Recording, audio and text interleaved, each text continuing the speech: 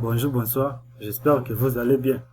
Bienvenue dans notre chaîne YouTube dans laquelle nous partageons les analyses des données statistiques. Si vous êtes nouveau dans notre chaîne, je vous invite à aimer et à s'abonner pour recevoir plus de vidéos sur notre chaîne YouTube. Pour la vidéo d'aujourd'hui, nous allons essayer de faire le recodage et la création d'une nouvelle variable quantitative dans le logiciel SPSS. Voilà, c'est ça, notre base de données qui a été portée sur le logiciel SPSS. Pour faire les analyses descriptives, on entre ici analyse, on cherche statistiques descriptives, on entre ici fréquence.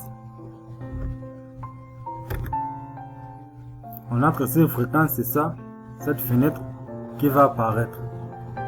On choisit âge. Âge, c'est une variable quantitative. On entre ici OK, c'est ça.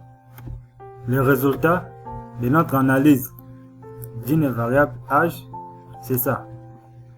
On a des enfants de 0 jusqu'aux enfants de 16 ans. Maintenant, ce que nous allons faire aujourd'hui,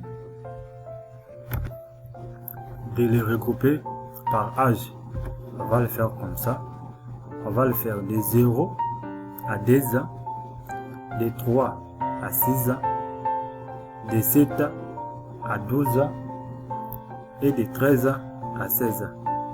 Maintenant, pour les recoder, on va entrer ici transformer.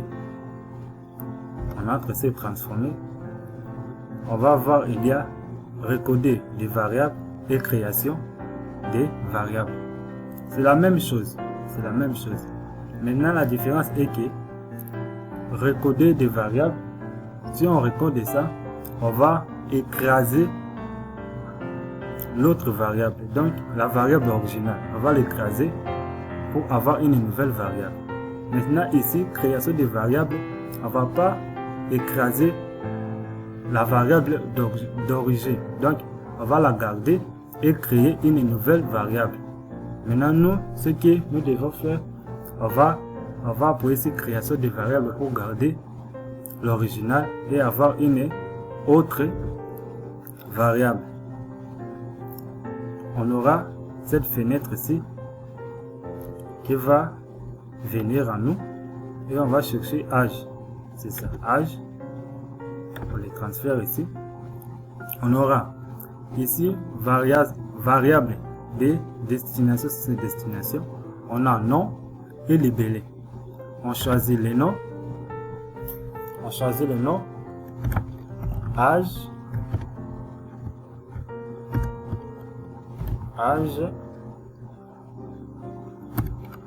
catégoriel. Ici, on choisit, on écrit âge. On appuie ici changer. On aura ce changement ici. On aura les changements ici. Âge, catégoriel. Le libellé, c'est âge. On entre ici ancienne et nouvelle valeur. On aura cette fenêtre ici. On a écrit recoder et créer de nouvelles variables anciennes et nouvelles variables. On a ancienne valeur, valeur système marquante, valeur système marquante ou valeur marquante de l'utilisateur, par plage du minimum à la valeur, plage de la valeur au maximum, toutes les autres valeurs ici, nouvelle valeur. Ici, nous allons se focaliser sur plage parce que nous on a des enfants des classes d'âge, on a des enfants de 0 à 2 ans, de 3 à 6 ans, de 7 à 12 ans, de 13 à 16 ans. On va accrocher ici. On écrit de 0 à 2 ans. On traverse ici les nouvelles valeurs. On met 1. C'est ça notre nouvelle valeur. Des enfants de 0 à 2 ans. Deuxième valeur, des enfants de 3 à 6 ans. On les nomme valeur D. C'est ça. Des enfants de 7 à 12 ans, on les nomme valeur 3. Des enfants de 13 à 16 ans, on les nomme valeur 4. Ajouter. C'est ça notre valeur qu'on vient de les créer. On appuie poursuivre et OK.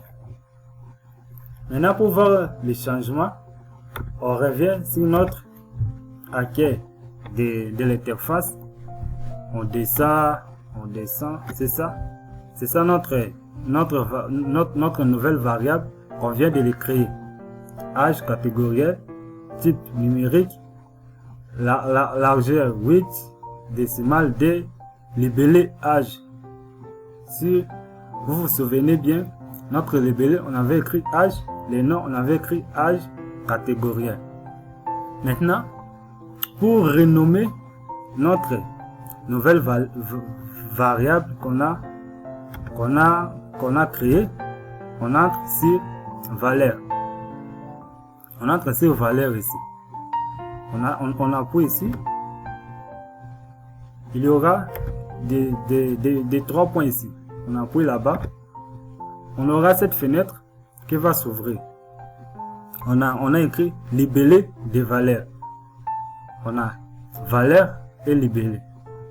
On a valeur 1.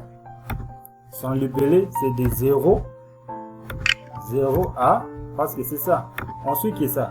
Des 0 à D à 2 ans, on ajoute. Valeur D, son libellé, c'est des 3 à 6 ans. 3 à 6 ans. So, je mets l'espace 3 à 6 ans. On ajoute. Valeur D, son libellé de 7 à 12 ans. Non, valeur 3 est là. Son libellé est de 7 à 12 ans. On ajoute 4, valeur 4, son libellé de 13 à 16 ans. C'est ça notre variable qu'on vient de les créer et qu'on vient de les renommer. On a des 0 à 12 ans, des 3 à 6 ans, des 7 à 12 ans comme ici et des 13 à 16 ans. On appuie OK.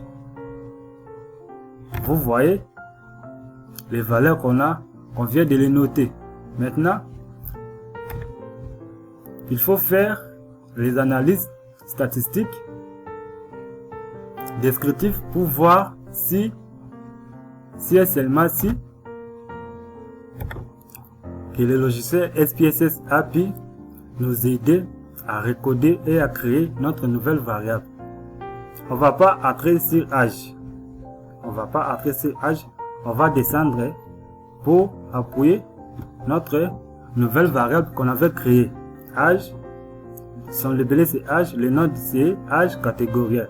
On appuie là-bas. On fait graphique, on ajoute le graphique à bas. On poursuit et on entre OK. Oui, c'est ça.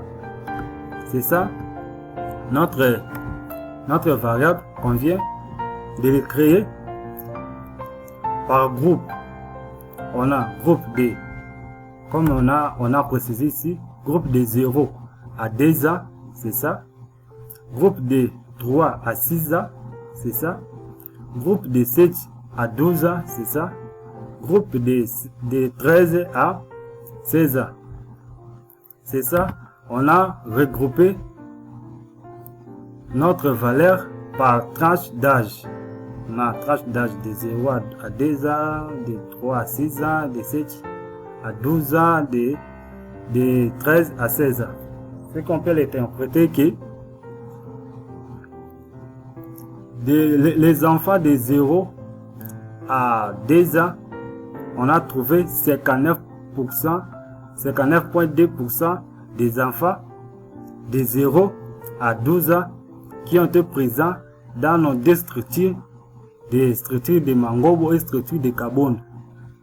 On a pu observer 23,2% des enfants de tranche d'âge de 3 à 6 ans qu'on a observé dans nos deux structures, des structures de Mangobo et de Kabound. On a pu observer aussi des enfants de 10,4% des tranches d'âge de 7 à 12 ans. Et on a aussi observé les enfants de 7,2% des tranches d'âge de 13 à 6 ans dans nos deux structures. C'est ça notre recodage et notre création d'une nouvelle variable quantitative. On a pu le recoder et le créer par tranche d'âge. C'est ça notre graphique. On peut le modifier. Ça dépendra que de vous. On a bien précisé. On a beaucoup parlé sur ça dans nos précédentes vidéos.